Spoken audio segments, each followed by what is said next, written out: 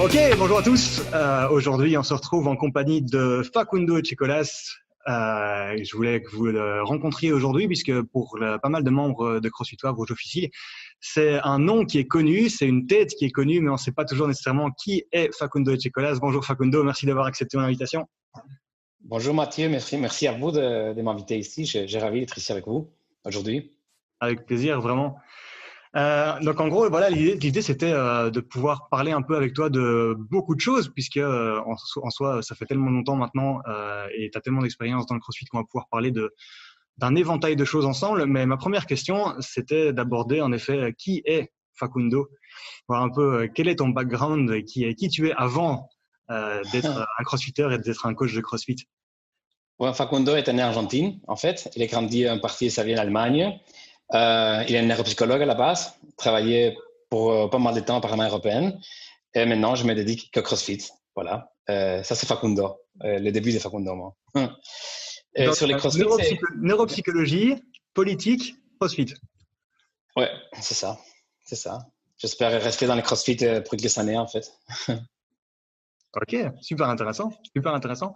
J'ai appris aussi au fur et à mesure des interviews que j'ai suivies de toi que tu as aussi bossé dans le chant lyrique. C'est aussi vrai. J'ai toujours très passionné par l'opéra. Et j'ai eu la chance, j'ai eu une bonne amie à moi qui est toujours une chanteuse d'opéra assez connue en Asie. Et son mari, à ce moment-là, il était pas très bon en santé. Il m'a demandé de prendre soin d'elle comme manager. Et j'ai fait ça pendant quelques années. J'ai beaucoup voyagé dans le monde. Et voilà. Et puis, ça arrive un moment où je me suis dit, voilà. Parce qu'il y avait tellement de voyages. Je me suis dit, non, non, Facundo, calme-toi. Maintenant, tu restes en Belgique. Tu t'arrêtes un peu de voyager. Au final, tu as choisi le CrossFit qui, au final, t'amène aussi aux quatre coins du monde. T'arrêtes pas là. Je le sais, mais c'est plutôt à Tennessee que j'y vais. J'y vais tous les 2 mois, peut-être pas. Mais cette semaine-ci, je vais être là. Mais voilà, j'ai l'habitude déjà. C'est un plan assez différent, en fait. Et qu'est-ce qui t'a amené vers le CrossFit? Qu'est-ce qui t'a fait découvrir le CrossFit? Mais écoute, c'est une histoire assez bizarre. Moi, j'avais un ami à moi qui était fan de la chanteuse d'opéra avec laquelle je travaillais. Je parle de 2010. Et lui, il postait tout le temps sur son Facebook. À ce moment-là, c'était Facebook. Aujourd'hui, dans ma box, j'ai fait mon 1RM DL 100 kilos et mon HSPU et 3 reps. Moi, je me disais, de quoi il parle? Tu vois, je comprends rien. C'est tous les jours, tu vois, deux fois par jour. Un jour, je lui demande, je dis, Winarto, écoute, c'est quoi ça? Il me dit, non. Il habite à Washington, à Seattle. Il me dit, c'est la meilleure chose du monde, tu vas les comprendre, c'est du sport, mais c'est différent. Dès qu'il parlait, moi, je me suis dit, c'est quelque chose américain, tu vois, c'est trans-américaine qui. Tout de suite, il m'a envoyé un map, la fille de map. Elle me dit, non, écoute, chez toi, il y a une box, c'est à 5 km, il faut que tu y ailles, c'est magnifique. Et voilà. Je suis allé une fois à Reebok CrossFit Brussels. Je me rappelle de rien, honnêtement. Tu vois, je vois des gens souvent qui disent non, mon premier workout, c'était Fran. Mon premier workout, c'était. Moi, je me rappelle de rien. Je me rappelle que c'était très dur, que j'ai beaucoup transpiré. Rien d'autre, à part que j'adorais dès le début. Voilà. C'est comme ça que j'ai commencé. C'est marrant, au final, quand on parle avec les gens de leur première expérience du CrossFit, en fait, c'est quasiment tout le temps la même chose. C'est ce truc c'était très bizarre pour moi, je voulais pas trop y aller, puis j'y suis allé, et en fait, je suis plus jamais reparti. Donc, Ouais. Moi, c'était comme ça. Hein? Ouais. Et puis, 2 ans plus tard, j'ai ouvert avec mes associés en ce moment-là CrossFit Power Factory, qui est toujours là. Moi, je suis plus partie de la boxe, mais qui est toujours là, une boxe magnifique. Et là, j'ai eu la chance de beaucoup apprendre, jusqu'à où je suis maintenant. Et donc, tu as ouvert la boxe à l'époque à Power Factory, qui est au final devenu 1, 2, puis 3, puis 4 boxes. Et tu coachais là-bas? En fait, non. Au début, non, mais je me rappelle, mon ami associé William, un jour, il m'a dit, écoute, on va te laisser assister le main coach. On avait tellement de CC, parce que ça venait d'ouvrir, qu'on mettait 2 coachs, un coach principal et un coach assistant. Et je me rappelle que c'était un cours avec Richard. Et Richard m'a dit, écoute, il y a trois nouveaux, trois personnes qui viennent essayer. Il faut que tu les fasses faire des goblet squats et des kettlebell swings. Et moi, je ne savais pas ce que c'est un goblet squat. Même j'avais mon level 1, je ne sais pas si c'était tellement nerveux ou quoi. Alors, je me rappelle, j'ai pris mon téléphone, je suis allé aux toilettes pour faire dans YouTube Gobble Squat pour savoir qu'est-ce que je devais faire avec ces gens-là. J'arrive aux toilettes, il n'y a pas de signal Internet. C'est terrible. J'entends la voix de Richard qui dit « Les cours de 18h, ça commence ». Et moi, c'est ça que ça a commencé. Alors, j'ai commencé à assister des coachs qui étaient là, Chris Giorgio, mon premier coach CrossFit, Richard. Et puis, j'ai eu la chance de pouvoir me permettre de voyager pour prendre des séminaires. À ce moment-là, il y avait pas mal de séminaires de CrossFit, haltéro, rowing, course, kettlebell, gymnastique. Et j'ai fait tout ce que je pouvais pour apprendre. Ce qui t'a fait au final d'être en contact aussi de Power Monkey.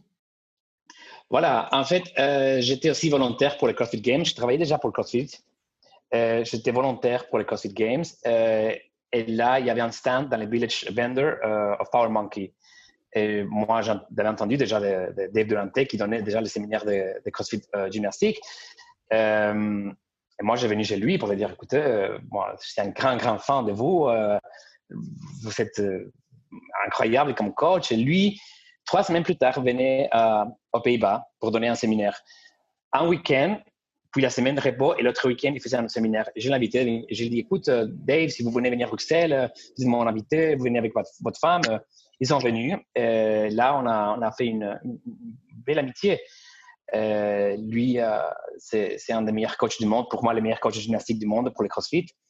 Et quelqu'un qui, quand je lui ai demandé, il a ouvert les portes de ses connaissances. Il m'a invité à donner des séminaires de CrossFit gymnastique avec lui, que j'ai fait pendant pas mal de temps. Et puis, quand Power Monkey a commencé, il m'a invité à travailler avec lui. Okay. Alors, j'ai eu beaucoup de chance. C'est vrai que là, le fait de pouvoir rentrer en contact directement avec Dave Durante et puis après de pouvoir créer une aussi belle association avec lui, franchement, c'est chouette. C'était vraiment une très, très belle opportunité. Oui, tu sais, Matt, moi, je me rendis compte que, après, je pense qu'on va parler de ça, après, j'ai travaillé avec Hinshaw, avec qui je travaille toujours. Moi, je trouve qu'il y a un niveau de coach qui sont tellement élevés, comme coach, comme personne, Dave Durante, Chris Hinshaw, des autres, mais bon, je travaillais pas mal de années avec eux. Ce sont des coachs qui sont, ils ne doivent rien montrer. Tu vois, ils donnent tout ce qu'ils sont parce qu'ils ont tellement de connaissances. Au-delà de ça, ils ont la générosité de dire, ah voilà, il y a quelqu'un qui est intéressé à apprendre, pourquoi pas, je donne une chance. Et c'est quelque chose d'incroyable chez ce type de coachs qui sont capables de donner des chances aux gens pour continuer largement, non? Et moi, j'en profite de ça, des gens comme Dave, comme Rory McKernan, qui c'est la personne qui m'a fait entrer au CrossFit, Hinshaw et pas mal d'autres qui m'ont permis de tout faire, d'être où je suis maintenant. Et donc, en gros, quand on parle justement de où tu es maintenant, t'en es arrivé du coup au fur et à mesure de tes années de coaching à coacher les plus grands, on peut vraiment le dire là, puisque tu as bossé avec voilà, t'as bossé avec toute l'équipe de Mayhem, tu as bossé avec Froning, tu as pu bosser avec Fraser, on t'a vu dans la dernière fois où je t'ai vu en vidéo, c'est marrant parce que quand on te connaît, on te voit dans les vidéos, mais quand on te connaît pas, on te voit pas. Dans la dernière vidéo de Fittest in Dubai, on te voit apparaître à côté de Laura au moment où elle apprend que... J'étais avec Laura, oui. Mais ce sont des gens, tu vois. Oui, en fait, j'ai commencé après 3 ans de travailler avec Dave Durante. Un jour, j'étais au Power Monkey. Power Monkey, c'est à Tennessee, c'est à 30 minutes en voiture de chez Fronin. Hinshaw était invité là-bas pour donner un séminaire de nuit. Hinshaw est quelqu'un vraiment très intelligent. Et lui, ces jours-là, il avait piqué de quelqu'un qu'on ne connaît pas, une voiture, pour aller à Cookville entraîner Rich. Mais ces personnes-là se sont rendues compte que quelqu'un a piqué sa voiture, alors il a pris les clés. Parce que dans les camps, il y a tellement de voitures, tu laisses les clés dans l'entrée, parce que toujours, il faut bouger les voitures. Donc, Hinshaw a pris une clé, il a pris une voiture, il est parti toute la journée et il est revenu la soirée. Mais ces jours-là, il se trouvait que tout le monde avait pris les clés. Alors, il n'avait pas de clés pour qu'il puisse aller le lendemain à entraîner Fronin. Mais il savait que j'avais une voiture et ces jours-là, il est venu chez moi, il est venu me dire, écoute, tu as une voiture, toi, non? Oui, j'ai une voiture, j'ai une voiture. Si demain, tu te réveilles très, très, très tôt et tu dis à personne et tu viens me conduire jusqu'à Cookville, moi, je vais t'inviter à t'entraîner avec Rich Fronin. Et si tu es sage, il m'a dit, tu vas devenir son meilleur ami. Voilà. Comme c'est passé, je me rappelle, je me suis dit, non, il va falloir courir, j'ai très mauvais dans la course. Moi, je m'attendais, tu vois, gymnastique, muscle up, handstand push-ups. Non, je savais que c'était une chose, c'était la course. Alors, j'ai rien dormi la nuit. La seule chose que je voulais une photo avec Fronin. Une belle photo avec Fronin pour mon profil Facebook. Ça, c'est la seule chose que je voulais. Alors, je me rappelle, je touche sur les cheveux, les chaussettes, combinaisons avec les t-shirts, les chaussures, tout ça. Et on arrivait là-bas dans le track. Et je me rappelle qu'il y avait un warm-up. C'était tellement compliqué pour moi de comprendre ce moment-là. Maintenant, je les vois et je dis, c'était simple. Mais bon, c'était un warm-up. C'était un chauffement. Il fallait faire des tours de 400 mètres à des times pile, 2 minutes 30, 2 minutes 20, 2 minutes 10, mais sans horloge, au feeling. Alors, Hinshaw qui dit 3, 2, 1, go, et moi, je me lance, pouf! 5 secondes plus tard, moi, j'avais Fronin déjà 40 mètres derrière moi. Quand j'arrive à la ligne finale, il y a Hinshaw qui me dit, tu fais quoi? Moi, je dis, moi, je suis en train de gagner, parce que je ne comprenais rien. La seule chose que je voulais, c'était gagner, c'est même l'échauffement. Alors, pour moi, l'entraînement, ça s'est arrêté là-bas parce que j'ai épuisé toute mon énergie dans le warm-up. Mais voilà, mais j'ai connu Fronin, j'ai eu une photo avec lui. Et quelques semaines plus tard, Hinshaw m'a invité aussi à venir entraîner Rich chez lui, dans son ancienne maison. Et à ce moment-là, Rich est en train de faire 5 fois 15 ring muscle up unbroken. So, 15 muscle up, petit pause, 15 muscle up, 5 fois. Et il n'arrivait pas. Je pense qu'il faisait, au 3e tour, déjà, il faisait 12, c'est fatigué. Et Hinshaw, qui est très curieux, lui demande, tu fais quoi, Rich? Il explique, moi, je suis en train de créer du volume pour faire 5 fois 15 muscle up broken. Et Hinshaw, il dit, ah, mais écoute, non, il y a Facundo qui est ici, Facundo qui travaille avec des P, lui, il va t'apprendre n'importe quoi. Rich qui se tourne et me dit, alors, tu me proposes quoi? Mais ça, c'est pour te dire comment sont ces types de gens, non? Alors, Hinshaw qui propose à quelqu'un qui connaissait pas beaucoup, mais qui avait entendu quelque chose, une chance de travailler avec Fronin qui est quelqu'un qui est capable de se tourner sur quelqu'un qu'il ne connaît pas pour prendre de l'information, peut-être qu'il sert à quelque chose, non? Voilà, c'est ça où ça a tout commencé. Et puis, j'ai eu la chance de travailler, ou je travaille encore avec des athlètes de tout le monde. Mais je dois dire que, bon, sauf la team Mayhem, parce que c'est très proche à moi, mes athlètes belges sont mes préférés. Mais j'ai une grande famille d'athlètes belges qui j'adore. Et je suis très content de travailler avec eux. C'est vrai que là maintenant, tu commences à avoir une grande famille là, autour de toi. Quand on voit le nombre de gens qui sont sous la programmation Facundo, on a pas mal de monde que tu suis là. Oui, il faut te dire, Matt, aussi, cette année, je me suis arrêté moi-même de coacher quelques athlètes parce que je suis aussi un peu compliqué. Moi, les gens me disent souriant tout le temps et c'est vrai que j'aime bien sourire, mais j'ai des demandes assez précises, des attentes assez précises sur les athlètes dont je travaille. Et quand je sens que ces attentes ne sont pas comblées, sont pas… voilà, je ne me suis pas satisfait, je ne suis pas si je suis capable de donner une programmation de haute qualité parce que je n'ai plus la motivation. Alors, cette année, en janvier, j'ai commencé à avoir la liste d'athlètes dont je travaille et il y a quelques que je me suis dit, hey, je pense qu'on doit arrêter. Pour moi, c'est un peu compliqué. Nanana. Mais oui, j'ai beaucoup de la chance et j'ai très remerciant de la chance que les gens me donnent de leur guider dans l'hébergement parce que je sais que c'est une passion assez importante, le CrossFit, pour quelques d'entre vous et pour moi aussi. Ouais, c'est ça qui est vraiment génial dans le CrossFit, c'est qu'au final, on partage aussi bien les athlètes que les coachs et les gens qui se considèrent pas athlètes aussi, on les appelle athlètes, mais moi j'aime beaucoup les appeler athlètes, les gens qui viennent s'entraîner dans le box, parce que je veux qu'ils puissent sentir qu'eux aussi, ils font partie vraiment de cette communauté et qu'on a tous cette même passion et qu'à partir du moment où on a cette volonté de s'améliorer, on est un athlète. Si on a envie d'améliorer ses performances, on est un athlète. C'est à 100% d'accord avec toi, Matt. Moi, je coach des athlètes qui sont de haut niveau, mais je coach aussi pas mal des athlètes qui me disent, moi, je vais venir mieux. Je vais être dans ma box et pas être la dernière. Je vais faire mon premier muscle up. Moi, je vais un snatch à 50 kilos, 60 kilos. Dès que pour moi, la volonté, le travail, la motivation et l'intelligence est là d'un athlète, même si c'est pour faire un muscle up ou pour aller aux Games, c'est la même chose pour moi. C'est pas le but final qui m'intéresse par rapport à la magnitude, mais c'est la capacité qu'ils ont de travailler qui m'intéresse. J'ai pas mal d'athlètes qui les font pour les fans, pour eux-mêmes, mais ce sont très précis et très motivés et très stricts dans leur travail. C'est ça que j'adore. Alors, oui, je suis d'accord avec toi. Les athlètes sont n'importe qui. Voilà. Quelqu'un dans une boxe, de l'autre côté, quelqu'un qui se met dans les crossfit et qui est capable de transpirer et de faire ce qu'on demande de faire de gens pendant 1 heure sans rien dire, c'est déjà une acte de force assez impressionnant, non? C'est clair, c'est clair. C'est pour ça que j'aime bien bosser avec ces gens-là et que je suis resté au contact de ces gens-là. Et à partir du moment où j'ai découvert le CrossFit, Ouais. ça m'a attiré directement. C'est parce qu'en effet, il y a une espèce de volonté qui émane de ces classes de CrossFit. Il y a une espèce de motivation qu'on retrouve dans aucun autre sport, je trouve. Même dans les sports collectifs.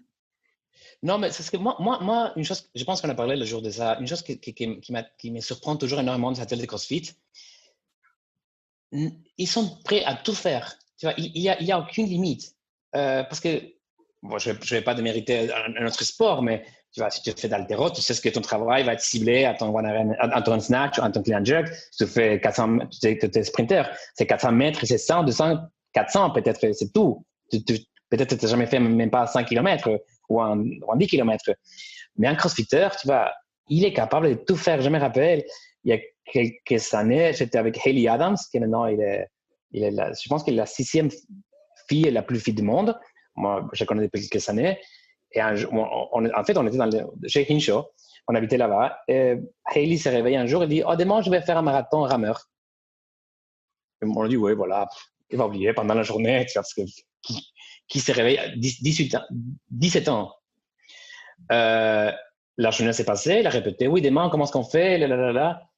Et elle s'est réveillée le lendemain. On est allé chez le barn de Rich. Elle a pris son rameur, ses écouteurs, elle a ramé un marathon entier. C'est incroyable, un jour tu t'es réveillé, tu vas, et ça c'est un crossfitter. N'importe si c'est Hayley Adams ou quelqu'un de la boxe WAP, quelqu'un qui est capable d'avoir le courage de venir sans savoir qu'est-ce qu'il doit faire, lire dans les tableaux, c'est ça. Et le faire, c'est impressionnant. Hein? C'est vrai, c'est vrai. C'est assez surprenant même parfois de voir la capacité d'abnégation de certains athlètes, adhérents de la boxe, qui se rendent bien compte que ça va être extrêmement compliqué. Ils se rendent compte de la difficulté du truc, mais ils font confiance au coach. Ils font OK, s'il me le demande, c'est que c'est jouable. Ouais, c'est vrai. Ça, c'est quelque chose qui est impressionnant pour moi dans le monde CrossFit. Tu as eu l'occasion, là, au fur et à mesure des années, et depuis le temps où tu travailles dans le CrossFit, de bosser avec beaucoup d'athlètes très différents. Comment tu réussis à gérer au niveau de la programmation la courbe de récupération, la courbe de fatigue, voir avec eux? Est-ce que c'est quelque chose que tu cycles au niveau de la saison? Est-ce que c'est quelque chose que tu fais au ressenti avec eux? Non, en fait, tu vois, moi, comme coach, je prends certaines responsabilités. Moi, je dois guider l'athlète et dès que l'athlète me communique une chose, une faiblesse, une limitation, un avantage, moi, je dois jouer avec. Mais sauf dans des périodes où c'est vraiment nécessaire parce que c'est la fin d'un cycle important ou des forces haltéro ou des capacités aérobiques, moi, je trouve que c'est l'athlète qui doit être responsable de reconnaître les besoins nutritionnels ou de récupération. Si c'est un athlète qui connaît déjà son corps, il connaît les métiers de CrossFit ou l'entraînement, mais je ne suis pas très fan de mettre des récupérations obligées ou des périodes de deload si l'athlète ne les ressent pas. C'est-à-dire, si on vient de finir un cycle de force très, très, très fort dont je ressens par les résultats qu'il y a une fatigue neurologique et musculaire, clairement, il y aura séances suivantes de travail plutôt aérobique ou de travail de low intensity. Mais comme ça, prévoir, maintenant on fait un déload ou on fait de la... Je pense que l'athlète doit être responsable de connaître ça lui-même. Nous, les coachs... Pardon? Du coup, quand tu dis l'athlète doit être conscient de ça lui-même et de pouvoir se connaître assez, qu'est-ce que tu penses qui est vraiment très, très important pour un athlète de savoir au niveau de la théorie de l'entraînement ou bien au niveau du ressenti ou au niveau de… Qu'est-ce qu'un athlète doit pouvoir être capable de comprendre pour devenir un bon athlète? Puisque comme tu le dis, toi ton but, c'est de le guider. Mais au final, si tu n'as pas un bon athlète avec toi, tu peux être un aussi bon coach que tu veux. n'arriveras pas nécessairement à un bon truc. Donc, qu'est-ce qui est important pour un athlète de savoir et qu'est-ce qui est important de mettre en place en tant qu'athlète? Mais écoute, par exemple, moi, je travaillais beaucoup, mais je travaille toujours encore beaucoup avec les récupérations actives ou la gestion des fatigues. Alors moi, je ne peux pas être dans les corps de l'athlète pour reconnaître là. Maintenant, il ou elle est fatigué, alors on doit changer, on doit faire ça ou ça. Non, souvent, les athlètes ils sont en train de faire un workout et ils se rendent compte qu'ils sont allés trop fort. Ils me regardent comme maintenant ce que j'ai fait. Mais moi, je ne peux rien faire. Tu vois, tu as déjà croisé une ligne. Alors, ça, pour moi, c'est la responsabilité de l'athlète de reconnaître les différents seuils de sa gestion de l'effort, de sa capacité de maintenir et de travailler sur la fatigue. Moi, je dois donner les éléments pour que lui apprenne, ou elle, apprendre ça. Mais puis, comment les mettre en fonctionnement dans leur corps, c'est à eux-mêmes de les faire. Moi, j'écoute mes athlètes. Moi, je contacte presque journalier avec tous mes athlètes. Ici en Belgique, j'ai presque 40. Et presque tous les jours, je parle un message, un petit WhatsApp, un petit ça va pas, de jolis résultats. Mais je répète, moi, je donnais à eux les outils pour apprendre, mais c'est à eux d'apprendre et de communiquer des ressentis. J'aime bien de donner la responsabilité à eux de faire ça. Je ne me mêle pas sur la reconnaissance. Voilà. S'il y a quelque chose qui ne va pas bien, moi, je dis, écoute, pourquoi tu as fait ça? Tu te rends compte que tu aurais dû faire ça? Peut-être que c'était une façon plus efficiente de faire ce workout. Et là, discuter à deux, peut-être. Mais les ressentis, c'est à eux pour moi de les faire. C'est pas très orthodoxe la façon dont je m'exprime parfois, mais on comprend bien. Oui, voilà. Il y a une double responsabilité dans l'entraînement. Il y a la responsabilité de la programmation et de toi, ton idée que tu as derrière et les objectifs que tu vas atteindre avec eux. Tu sais vers où tu vas, tu sais sur quoi tu travailles. Mais derrière, eux doivent pouvoir être à l'écoute d'eux-mêmes et pouvoir t'expliquer comment ils le ressentent, comment ils vivent l'entraînement, que toi, tu puisses travailler là-dessus, c'est clair. Voilà, tu vois, Matt, les moments où l'athlète est dans l'aréna en train de faire un workout dans la compète, il est tout seul. Les coachs peuvent être assis là-bas dans l'estrade ou même pas là, mais l'athlète est tout seul. Et c'est à ce moment-là où il ou elle doit savoir quoi faire. En fait, c'est marrant, c'est un truc que j'ai remarqué en regardant pas mal de vidéos de compétition ou en étant même sur les plateaux, sur les compétitions un peu plus petites. Quand l'athlète est dans un truc qui gère, où tu vois qu'en gros, il comprend comment le workout va se passer, il sait comment il va le casser, il sait plus ou moins comment. Il n'a pas besoin de regarder dans le public, il n'a pas besoin de regarder son coach. Par contre, quand il se retrouve face à un truc où ça va pas, on reprend l'exemple de Laura à Dubaï. Laura sur le WOD handstand push-up, elle était tout le temps en train de regarder vers le public, elle cherchait l'aide là où C'était pas moi, hein. C'était pas moi, c'était pas moi qui regardais là-bas. Il y a beaucoup son frère qui était à côté. Et c'est marrant, c'est qu'on voit qu'en gros, là où il y a les faiblesses, en fait, les plus grosses faiblesses des athlètes, c'est la capacité. Enfin, la plus grosse faiblesse, c'est de ne pas avoir cette capacité à comprendre ce dont on est capable. Et souvent, c'est là qu'on voit. C'est ça. Et c'est pour ça que j'essaie de donner beaucoup de responsabilités parce que moi, je ne vais pas créer des athlètes qui sont dépendants de coachs. Souvent, les coachs, ce qu'ils font, ils s'envoient un programme et ils n'expliquent pas les athlètes. Voilà, les buts, c'est vraiment ça. Pour qu'ils apprennent eux-mêmes. Parce que c'est clair, pas mal de coachs diront, si je raconte tous mes secrets à mon athlète, ils ne vont plus revenir. Pourquoi ils vont me payer si j'ai déjà partagé tous mes secrets? Ils ont tout appris de moi.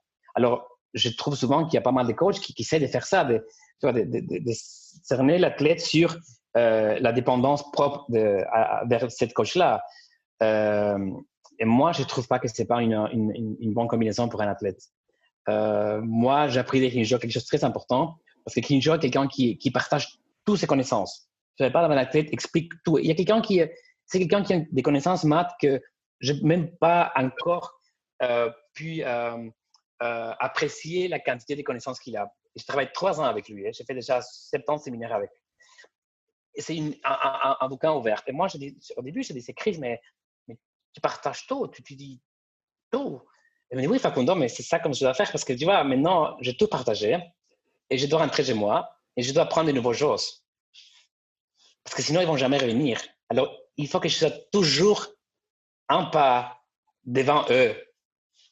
Et j'ai appris ça de Hinshaw et c'est quelque chose que j'essaie de faire aussi. Moi, quand j'ai fait avec mes athlètes des petits journée d'entraînement, on est au tableau et je ressens que tout le monde veut travailler, tu vas s'entraîner, et on est au tableau et moi j'explique, on va faire ça, pour ça, là. Et ça me pousse aussi à moi de devoir apprendre plus. Parce que je ne vais pas répéter toujours la même chose. Non? Je pourrais, mais c'est pas le but. C'est ça qui est génial en tant que coach, c'est le fait que plus tu transmets, plus tu apprends. Tu te nourris en fait de la transmission, parce que tu te rends compte parfois que dans certaines questions ou bien dans certains trucs que tu as expliqués, il y a des gaps et tu te dis ok, ça j'ai pas encore tout à fait compris, et hop tu continues, tu creuses. C'est une des raisons pour lesquelles j'adore ce métier. Et de l'autre côté, tu vois, il n'y a aucune coach on n'a pas la clé universelle du CrossFit. C'est parce qu'il y a un coach qui dit voilà, si vous faites ça, j'ai créé un champion, hein, ou une championne. On essaye maintenant, on met sur place des protocoles, des méthodologies, on voit ça fonctionne avec lui, ça fonctionne pas avec elle, ça fonctionne avec elle, pas avec lui. On n'a pas une clé universelle. Maintenant, j'ai ça et j'ai le meilleur coach de CrossFit ou le pire. On essaye. Tout le monde est en train de trouver la meilleure façon.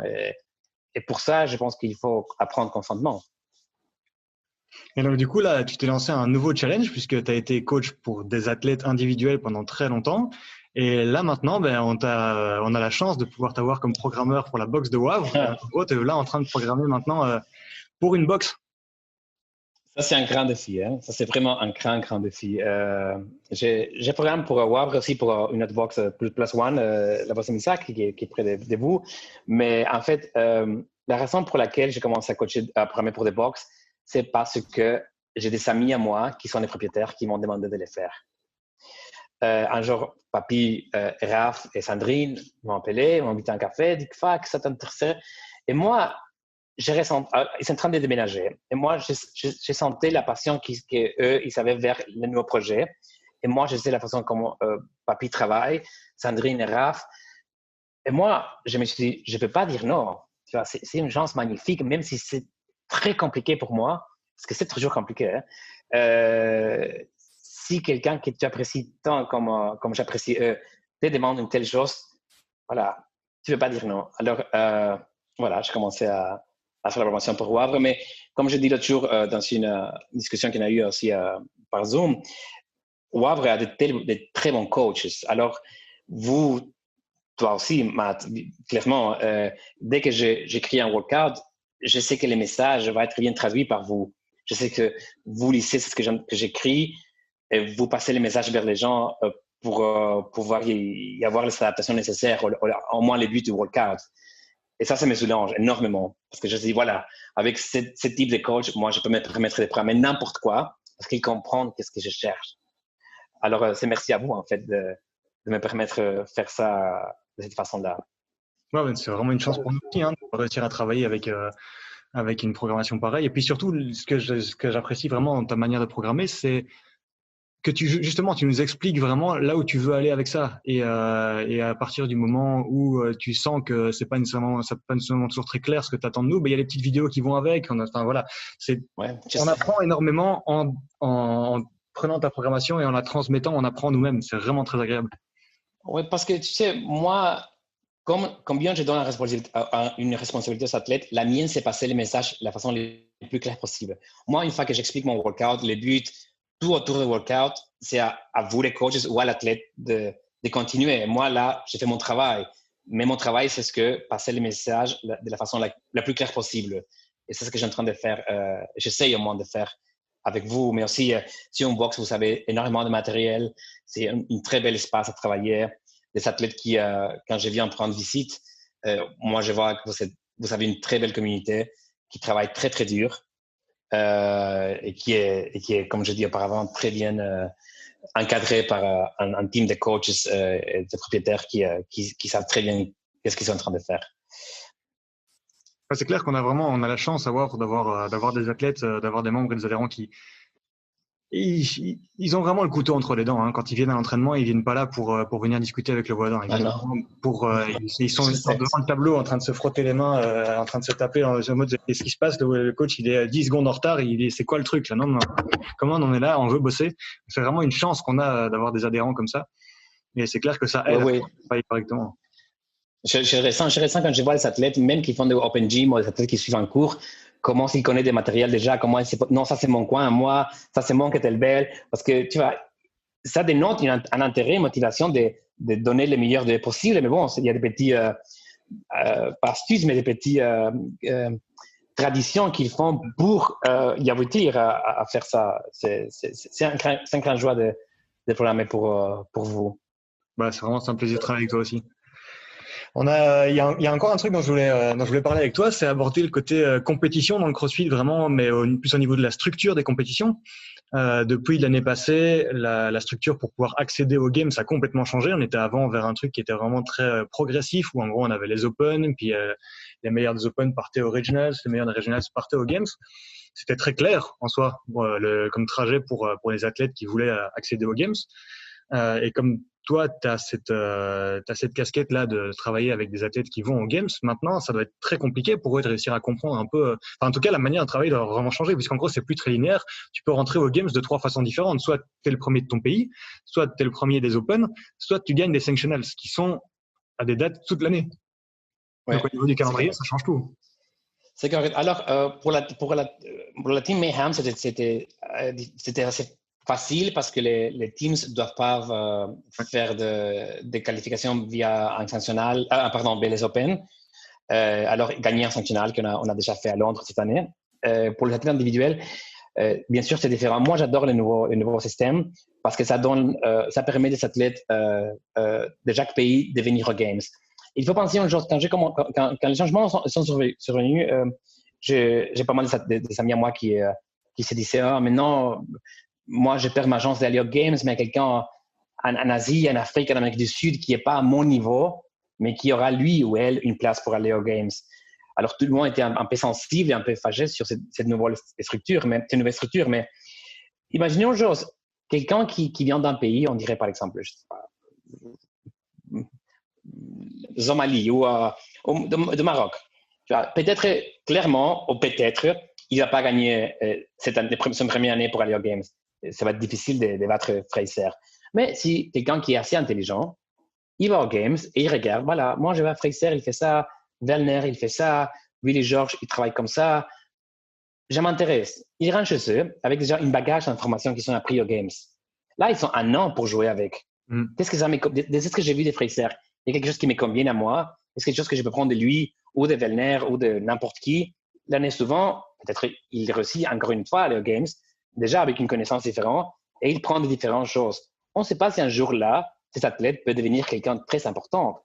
Alors que la chose qui lui manquait, c'est une chance d'être dans cet environnement des grands athlètes, non? La gym, par exemple, il y a les grands haltérophiles, les grands gymnastiques du monde sont là. Peut-être que c'est l'équation qui manque pour un Chinois de dire comment est-ce que je peux mettre mon grand école d'haltéro et de gymnastique au service CrossFit. Et peut-être que les prochains champions, c'est Chinois. Je crois que je sais plus si c'est Fraser ou Froning, je pense que c'est Fraser qui avait dit dans une interview que sa plus grande chance, au final, ça avait été de ne pas gagner la première année où il avait fait les Games et de se retrouver avec un gros échec, puisqu'en fait, l'échec lui a appris à travailler. Ouais. Ça, c'est la deuxième fois. Ça, c'est quand il a perdu contre Ben Smith. Parce que lui, là, avec Froning, il a eu beaucoup de chance parce que je ne pense pas qu'il s'attendait même pas de finir deuxième et avec pas beaucoup de points de différence avec Froning. Mais dans la deuxième année, tout le monde a dit voilà, mais cette année, ça va être Fraser et Ben Smith qui a ramassé les titres. Et là, c'est là où Matt, il y a eu un brainstorming assez important. Mais c'est aussi vrai de dire que lui, jusqu'à 2017, il fait ses études full-time à l'Université de Vermont.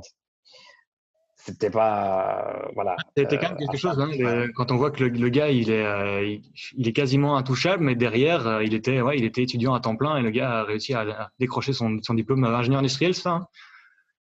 Oui, il y a quelque chose de similaire, je ne me rappelle pas, mais oui, ingénieur. Mais c'est ce qui fonctionne très bien chez Fraser. On a déjà parlé avec ça, Matt. Il est très intelligent. C'est ça la différence. Il y a des gens qui sont plus forts que lui. Il y a des gens qui sont… J'ai pas besoin de nom, mais Elijah Muhammad est plus fort que lui. Gary Fisher a toujours fait des one-RM, clean and jerk ou snatch plus lourds que lui. Alex Smith, il y a un gymnastique qui est plus doué que celle de Fraser. Cody Anderson. Cody Mooney court mieux que lui. Même Vikov qui nage mieux que lui. Mais c'est l'intelligence qui lui a, la compréhension du games, du sport que Fraser qui est Fraser a, qui est un super A, qui fait qu'il soit le numéro 1. Il a une mentalité qui est quand même assez impressionnante, qu'on retrouve que chez quelques athlètes. Moi, je retrouve en fait chez Fraser, quand je le regarde à l'attaque d'un workout et dans un workout, je retrouve Bridges avec cette volonté de guerrier où à partir du moment où on est lancé dans le workout, c'est gagné ou c'est rien. Ouais, c'est ça. Mais j'ai dit ça parce que je sais que Matt l'a répété plusieurs fois dans ses interviews, mais Matt est quelqu'un qui souffre énormément avant les compètes.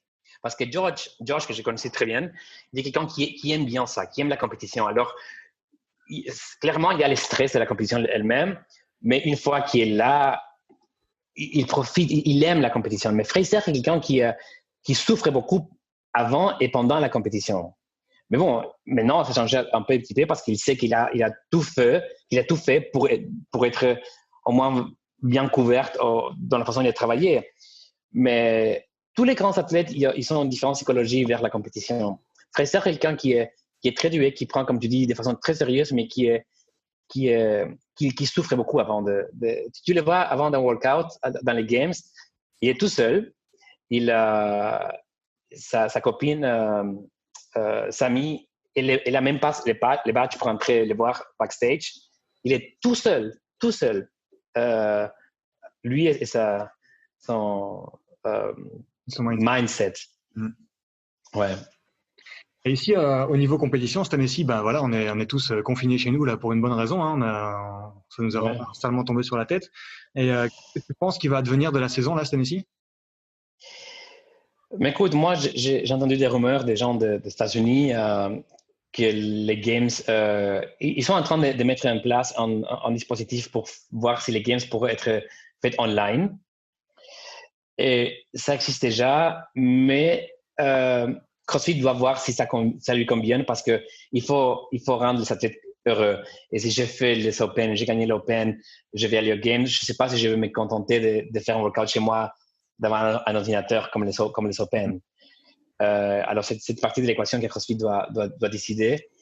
Je pense qu'il va être très difficile que les Games prennent place fin juillet, malheureusement. Mais bon, je croise les doigts. C'est mon idée à moi. Les États-Unis maintenant sont fait frapper très très fort par le virus. Avant hier, c'était les pires journées, avec presque 1000 morts dans 5 jours.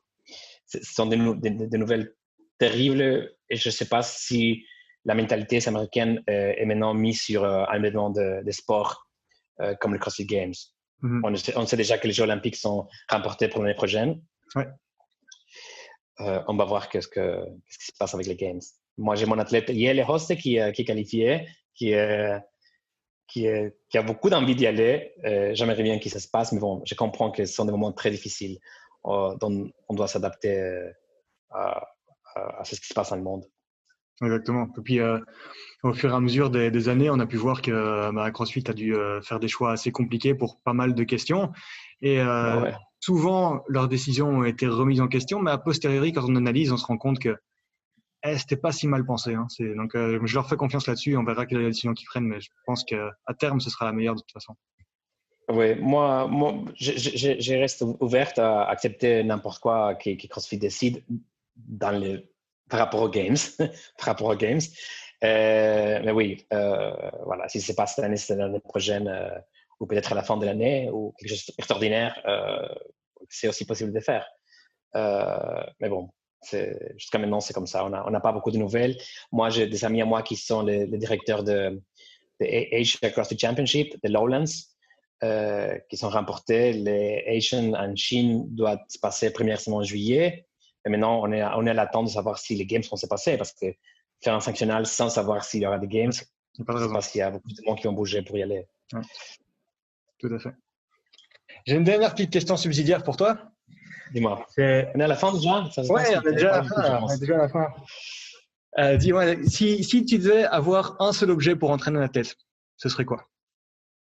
Un seul objet pour entraîner un athlète? Oh, c'est une belle question. Je dois me battre sur deux. Je vais te dire les deux et puis je vais décider. Ou bien un bike erg.